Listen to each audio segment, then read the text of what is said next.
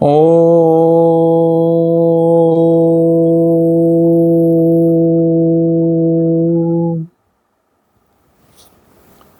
मंगलमूर्ते नमः।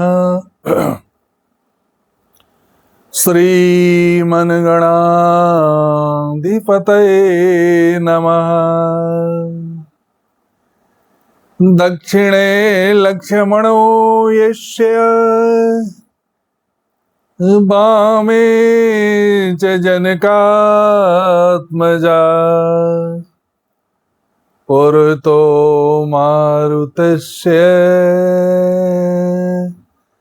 तं वन्दे रघुनंदनम।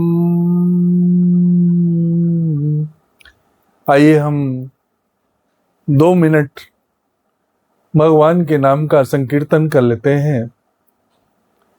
राजा राम राम राम, राजा राम राम राम, सीता राम राम राम, सीता राम राम राम, राजा राम राम राम, सीता राम राम राम, राजा राम राम राम, सीता राम राम राम, राजा राम राम राम, सीता राम राम राम, राजा राम राम राम, राजा राम राम राम, सीता राम राम राम, राजा राम राम राम, सीता राम राम राम, राजा राम राम राम, सीता राम राम राम, राजा राम राम राम, सीता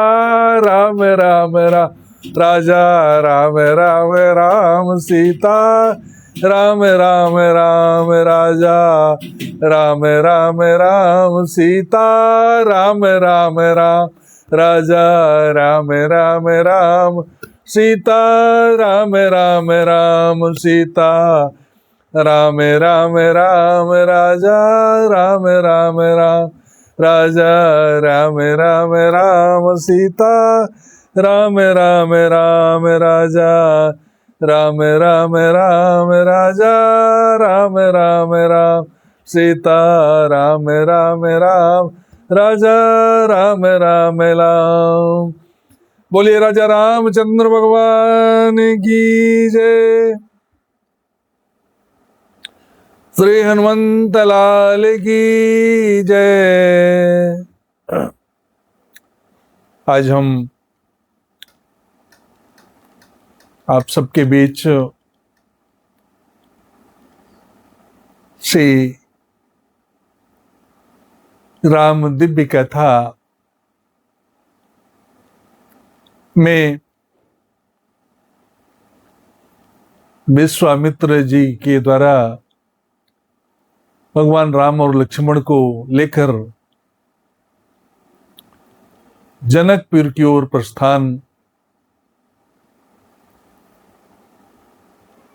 किए हैं और उस धनुष यज्ञ में सम्मिलित होने के लिए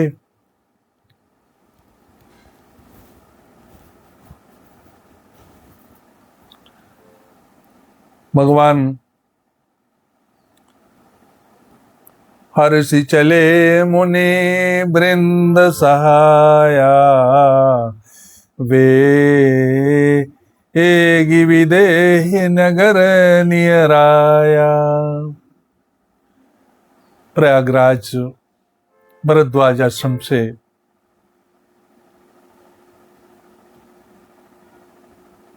आगे बढ़ करके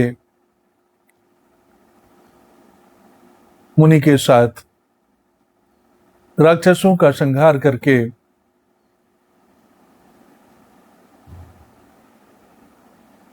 अहिल्या का उद्धार करके महर्षि के साथ में राम और लखन लाल जी की जोड़ी जनकपुर की ओर प्रस्थान करती है। पहुंचते हैं, गुरु महाराज ने कहा, एक सुंदर बगीचा देखकर, अमराई को देखकर महर्षि ने कहा कि मेरा मन करता है यहीं पर ठहर जाएं। और भगवान राम ने तुरंत गुरु को आज्ञा का पालन किया है। उन्होंने कहा, भले ही नाथ, जैसी आपकी आज्ञा। कैसा समर्पण भाव है शिष्य का गुरु के प्रति, गुरु का आदर।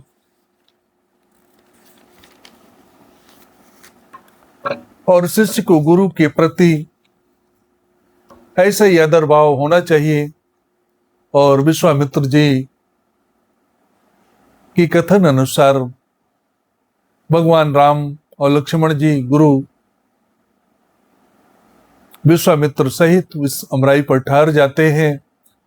और इस प्रकार उस आमों की शीतल छाया पर भगवान और महर्षि सहित उनका पड़ाव वहां पर पड़ता है। और जैसे ही ये समाचार आगे बढ़ा, आगे पहुंचा, जनक जी के पास गया है। जनक जी महाराज आते हैं उनके स्वागत के लिए। संग सचिव सुचि भूरि भट, भूसुरवर गुरु ज्ञाते, चले मिलन मुनि नाय कही, मुदित राव यही भाते। जनक जी विश्वामित्र के पास गए, उनके चरणों में प्रणाम निवेदित किया, चरण वंदन किया। कीन प्रणाम उच्चरण धरि माथा, मस्तक रख के जनक जी महाराज विश्वामित्र महर्षि का चरण वंदन करते हैं। और एक संत महाराज दशरथ हैं, महाराज जनक हैं, और एक दोनों उच्च कोटि के साधक हैं। और कुशल प्रश्न करी वारहि वारा, विश्वामित्र नृपहि बैठारा। विश्वामित्र जी ने महाराज का सम्मान किया, उनको बैठाया, कुशल क्षेम पूछा, कैसे हैं आप। और एक बार नहीं, 3 बार पूछा कि कोई परेशानी तो नहीं, कोई दिक्कत तो नहीं, आप बताइए। और मैं आया हूं, मेरे साथ 2 और बालक आए हैं। और मन ही मन सोचते हैं, महर्षि विश्वामित्र की, जिसके अंदर, जिसके राज्य में अनेक अनेक द्वीपों के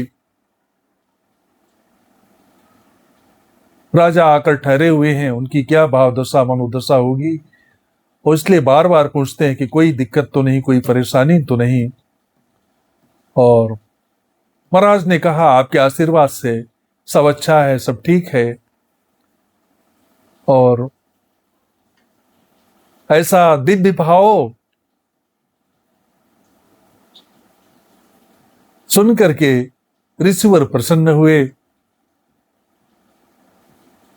उसी समय ते ही अवसर आए, 2 भाई गए रहे देखन फुलवारी। क्या सुंदर दृश्य।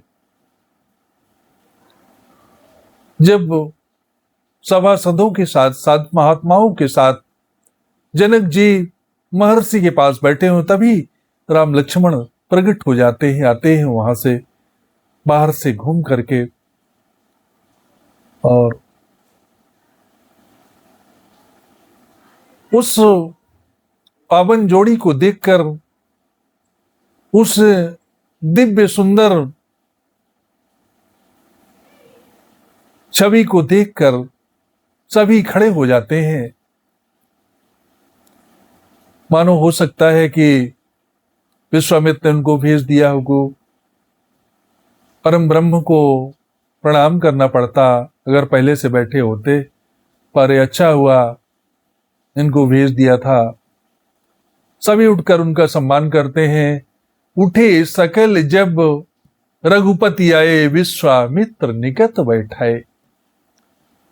महर्षि ने उन जोड़ी को अपने पास बैठाया, राम और लक्ष्मण को अपने समीप पर बैठाया है और कहते हैं कि उस दिव्य जोड़ी को, उस अनुभूति को देखकर जनक जी महाराज के अंदर कौतूहल पैदा होता है, उनके अंदर दिव्यता आती है। कहते महाराज बताइए दोनों बालक कौन हैं? सुंदरता की प्रतिमूर्ति है जिनके अंदर लग रही है। कहूं नाथ सुंदर दो बालक, मुनि कुल तिलक की नृप कुल पालक। ये मुनियों के तिलक हैं या इसी राजा के पालक हैं? ऋषि ने कहा पालक बालक नहीं हो सकता और बालक पालक नहीं हो सकता। मन ही मन विचार किया है ऋषिवर ने और कहा कि आप भी तो ज्ञानी हैं, पर आप ब्रह्म को पहचाने में थोड़ा लड़खड़ा रहे हैं। महाराज, मेरा ब्रह्मानंद लड़खड़ा रहा है और छोड़ रहा है, इसलिए कृपा करके बताइए ये दुई बालक कौन से हैं? और दोनों ज्ञानी आपस में चर्चा करने लगते हैं। ब्रह्म जो निगम नेति कही गावा, उभय वेश धर की सोयावा। ब्रह्म ने जिसको नेति नेत से गाया है, परम ब्रह्म परमात्मा दो स्वरूपों में लगता है कि यहां पर उतर आया है, प्रकट हो गया है। ऐसा ब्रह्म मुझको ऐसा विदित होता है। राजन ने कहा, ऋषिवर ने कहा कि आपका अंदाज तो गलत नहीं हो सकता, आप दिव्य ज्ञानी हैं, सब समझते हैं। और दोनों में ये चर्चा चल पड़ी है। अब भगवान को संकोच हो रहा कि अरे दो ज्ञानियों के चक्कर में तो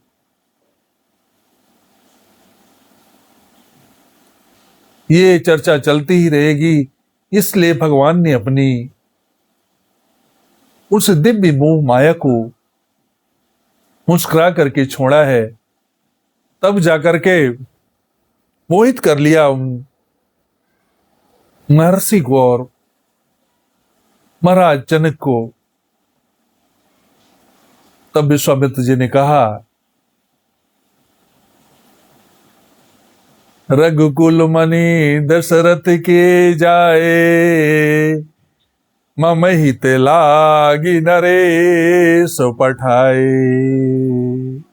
ये दोनों बालक दशरथ के पुत्र हैं, महाराज दशरथ के पुत्र हैं, और मेरे हित के लिए, मेरे यज्ञ की रक्षा के लिए उन्होंने मेरे साथ भेजा है।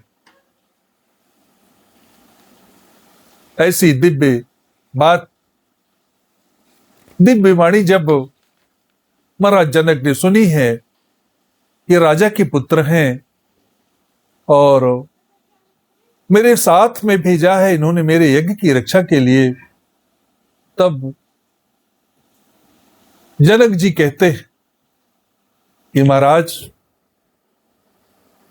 आपकी बड़ी कृपा है, इन दिव्य बालकों लेकर आप आए, आप प्रकट हुए, आपके चरणों में कोटि कोटि वंदन है, प्रणाम है। और महाराज आप अकेले आए होते तो मैं तो आपकी कुटिया बनवा देता यहीं पर आपने 2 राजकुमारों को भी साथ में लाया, ले करके आए हैं, इसलिए मेरे अंतःपुर में सुंदर सदन में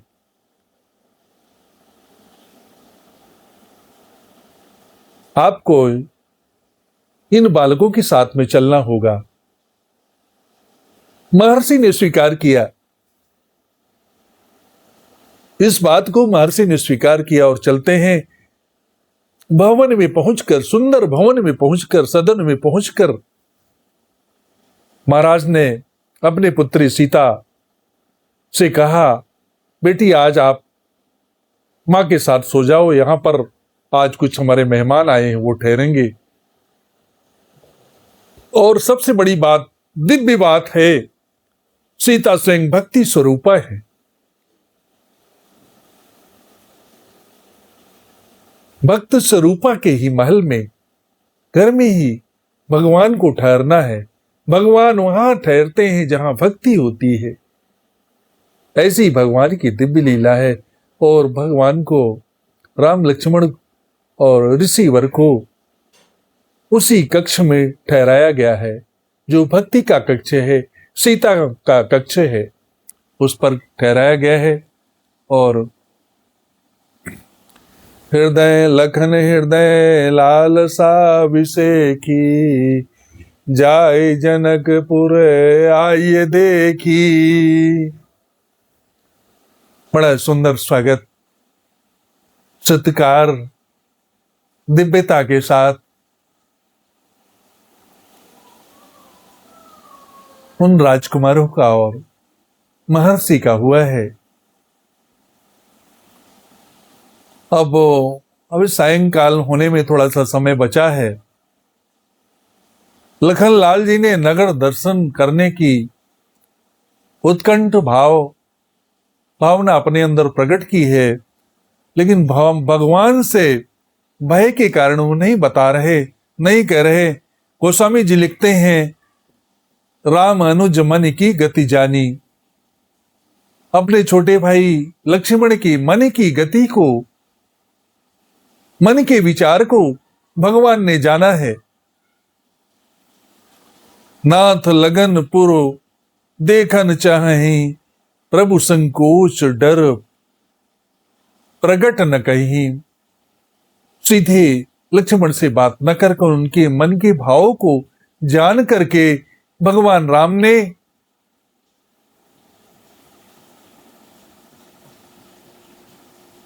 गुरुवर से यह बात को रखा है कि गुरुदेव, लखनलाल जी नगर का भ्रमण करना चाहते हैं। गुरुदेव ने कहा कि तुम स्वयं नगर का दर्शन करना चाहते हो। राम जी ने कहा, नहीं गुरुदेव, लक्ष्मण तो नगर का दर्शन करना चाहता है, और अगर लक्ष्मण नगर का दर्शन करना चाहते हैं तो मैं किसी को उनके साथ में भेज देता हूं और नगर का दर्शन कर लेंगे। और संत का बड़ा सुंदर भाव है, लखनपुर देखन चाहिए, नाथ लखनपुर देखन चाहिए। अब भगवान राम का स्वयं भी मन है कि हम भी लखन के लाल के साथ में इस नगर का भ्रमण करें, देखें। ऐसा मन में विचार उनके भी आता है। पर गुरुवर ने कहा, महर्षि ने कहा कि चलो मैं किसी को बुला करके भेज देता हूं। तब भगवान राम ने कहा कि गुरुवर, लखन छोटा है, कहीं भटक न जाए, इसलिए मैं ही चला जाता हूं साथ में और भ्रमण करा करके सीधे वापस आपके पास शीघ्र लौट आऊंगा। महर्षि ने भगवान के मन की भाव दशा को जानकर, उनकी दिव्य लीला को जानकर अनुमति दी है। जो राउर आए सुमय पावो, नगर दिखाओ तुरंत मैं लायो। भगवान ने कहा कि जो आपकी आज्ञा मिलती है तो मैं लखनलाल को, लक्ष्मण को ये नगर दिखा करके वापस आ जाता हूं।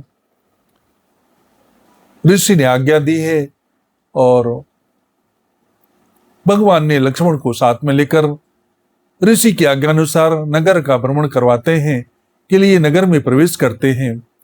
और गुरुवर ने कहा, ऋषिवर ने कहा, जाई देहिया देव देखिया बहु नगर, सुख निदान दो भाई, करहूं सुफल सबके नयन, सुंदर बदन दिखाए। वाह क्या छवि है कि आप नगर का भ्रमण तो करो ही, पर नगर वासियों को, पुरवासियों को भी अपना दर्शन दे के आओ, ऐसा भाव ऋषिवर का है। और भगवान ने लक्ष्मण को साथ लेकर के नगर के भ्रमण की ओर भ्रमण करने का निश्चय किया है और निकल पड़ते हैं। आज से यह है कि जो हम अकेले भ्रमण करते हैं, जाते हैं, तो भटक जाते, इस नगर में भटक जाते हैं, पर जब भगवान हमारे साथ में होते हैं, भक्त के साथ में होते हैं, तो हम भटकाव हमारे जीवन में होता नहीं है। हम भटकते नहीं जीवन में, हम आगे बढ़ करके अपनी यात्रा को पूर्ण करते हैं। ऐसा दिव्य कथा का भाव है। और भगवान साथ में नगर भ्रमण की ओर निकलते हैं। आह क्या सुंदर दृश्य है दोनों राजकुमारों का। दोनों के दिव्य दर्शन किया है जनकपुर वासियों ने। धाये धाम काम सब त्यागी, मनहु रंग के निधि लूटन लागी। ऐसा लगता है उन दो दिव्य छवियों को देख करके कि वो उस निधि को लूट रहे हैं। गरीब लोग, निर्बल लोग, बड़े लोग, सब की उस मनोहर छटा को देखने का मन व्याकुल उठता है। और धाये धाम काम सब त्यागी, सब काम छोड़ छोड़ करके उन दिव्य राजकुमारों को देखने का मन बनाया और निकल पड़ते हैं। कहो सखी यश को तनुधारी। सखियां कहती हैं, जो नमो ही है रूप निहारी। अरे सखी, संसार में ऐसा कौन होगा जो इन बालकों को देखकर, दिव्य मूर्तियों को देखकर मोहित न हो जाए। ऐसी दिव्य छटा, ऐसी दिव्य कृपा भाव से उन दोनों मूर्तियों को देखने के लिए भीड़ उमड़ती है।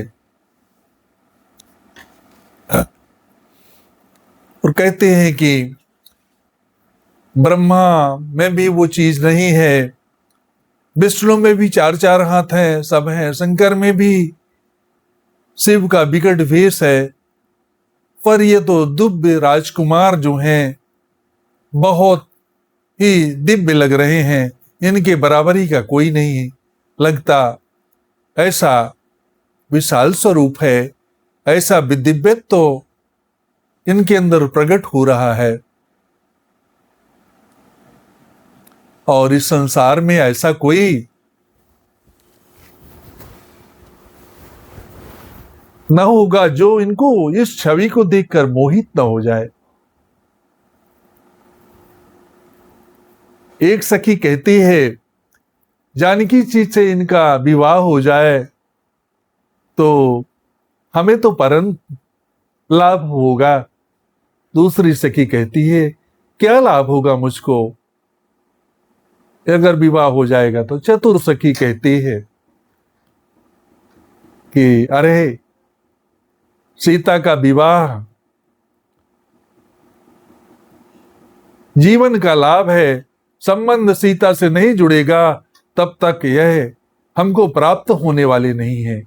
ये ऐसा लगता है कि दिव्य भगवान है और सीता हमारी शक्ति स्वरूपा है, भक्ति है। जब तक सीता का संबंध भगवान से, भक्ति का संबंध नहीं होगा, तब तक हमको कुछ लाभ नहीं होने वाला है।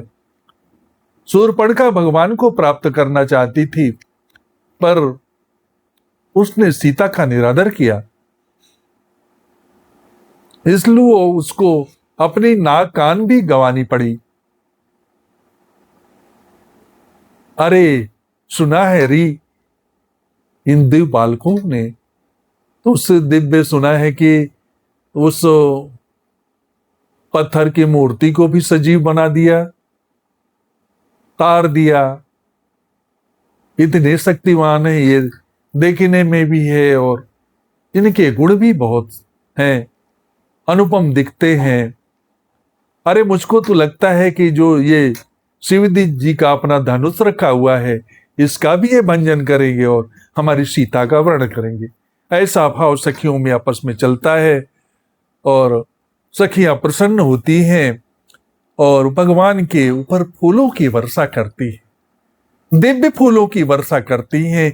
श्री हर्ष ही वर्ष ही सुमने, सुमुखी सुलोचन वृंद, जाहि जहां जह बंधु दो, तह तह परमानंद।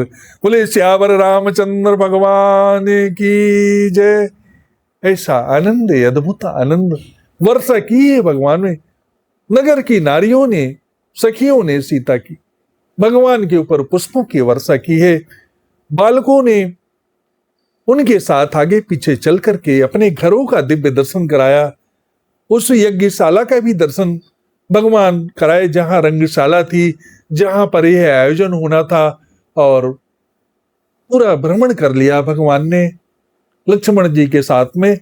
और कुछ देर हो गई, भगवान सोचे गुरुदेव के भय के कारण ये अब विलंब हो रहा, इसलिए भगवान वहां से चलते हैं। जा सुत्रास डर कहूं डर हुई, भजन प्रभाव दिखावत सोई। इस प्रकार भगवान वहां से लौटते हैं, चलते हैं, वापस आकर के गुरुवर के पास पहुंचते हैं और थोड़ा विश्राम करके गुरु के चरणों की पूजा करते हैं, चरण वंदन करते हैं, दबाते हैं और सारा दृश्य जो देखा सब नेति नेत कह करके गुरु से पूरी बात को वखानी किया है, बताया है सारी चीजों का। और तब रात्रि हो गई, देर हो गई। ऋषिवर ने कहा, महर्षि ने कहा, जाओ विश्राम करो राम। और राम ने विश्राम के लिए ऋषिवर ने भेजा। और इधर राम आए तो लक्ष्मण जी, लखनलाल जी भगवान राम का चरण वंदन करने लगे। बड़ी देर तक चरण दबाते रह गए। राम जी ने कहा कि तुम भी विश्राम कर लो, थक गए होगे, चल करके आए हैं। लखनलाल जी अपने भगवान का, अपने दिव्य दृष्टा का, अपने सर्वस्व का चरण वंदन किया है और चरण दबाते दबाते थक करके उनके चरणों को अपने हृदय स्थल पर रख करके उन्होंने अपनी निद्रा ली है। ऐसी दिव्य भावना, ऐसा भाव लेकर लखनलाल जी भी सो जाते हैं। सब कर फल रघुपति पर प्रेमा, भगवान के प्रति दिव्य प्रेम है। ऐसा जो साधनों का फल है, भगवान के चरण कमलों का प्रेम है। आज की कथा को हम यहीं पर विश्राम करते हैं और बड़े धूमधाम के साथ कल भगवान के उत्सव की, विवाह उत्सव की कथा को सुनेंगे। इन्हीं के साथ मैं अपनी वाणी को विराम करता हूं। जय श्री राम, जय श्री राम, जय श्री राम।